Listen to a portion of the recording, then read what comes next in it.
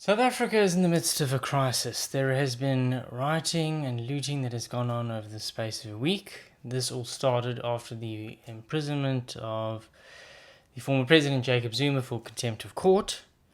I honestly think that what has gone on, at least most of it, is just out and out criminality and thuggery. There is growing evidence that this was basically part of an organized campaign on the part of some Zuma supporters to destabilize the country. Cell phone towers have been destroyed and vandalized. There was water treatment facilities that have also been targeted and stuff.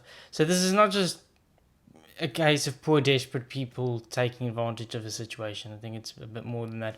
And I want to use this video to explain the multitude of circumstances or factors that I think led to this.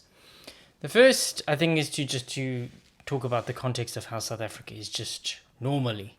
It is a very violent society. It's also a very unequal society with high levels of poverty. The unemployment rate for people aged between 15 and 34 is over 46%.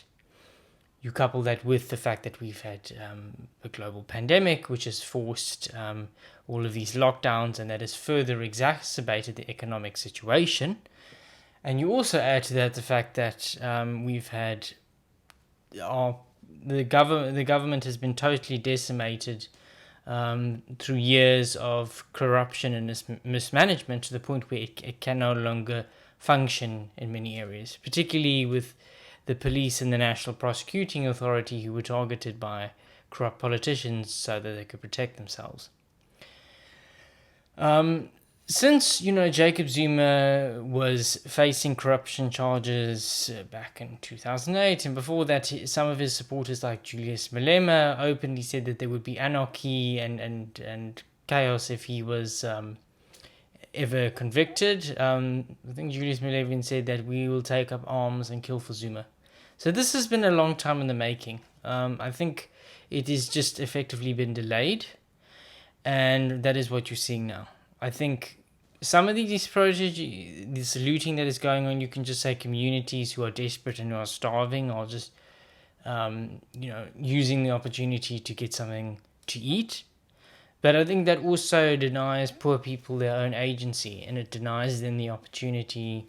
There are other parts of the country that this has not happened. So you cannot say that this is just a case of poor people, because why has this not happened in other parts of the country? There's growing evidence, as I said, that this has been deliberate, that businesses and other organizations were deliberately targeted to undermine and to cripple the state. You've got people stealing flat screen TVs, and you've got people raiding the South African breweries. I mean, that's not what starving people do. So yeah, there's a lot more to this at play. And what's more concerning is, look, the South African government unfortunately couldn't fight its way out of a wet paper bag with a hole in it. And you can see this now. The Minister of Police last year did this. Meanwhile, a legal battle is looming between the city of Cape Town and National Police Commissioner Becky Cele. This after Cele stopped the filming of an international television commercial on Camps Bay Beach yesterday, saying it was a breach of lockdown regulations. Now, the company had a permit from the city of Cape Town's film office for the 3-day shoot. So he unlawfully shut down a film shoot, and the city of Cape Town actually took him to court, and he was forced to concede as much.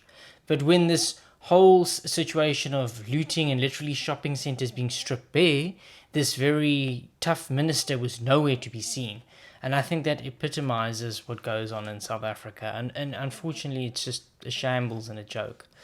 I think the only redeeming outcome of this is how South Africans have pulled together and tried to clean up their communities, to defend their communities against this sort of thing. And I just hope it doesn't extend into some sort of racial violence, because I think that's what some of these agitators were trying to stoke.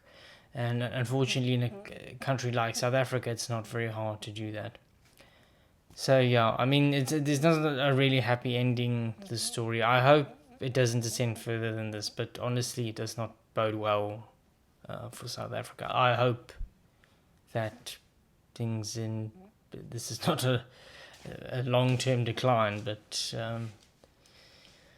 anyway, thank you very much for watching, and I'll see you next time. So bye bye.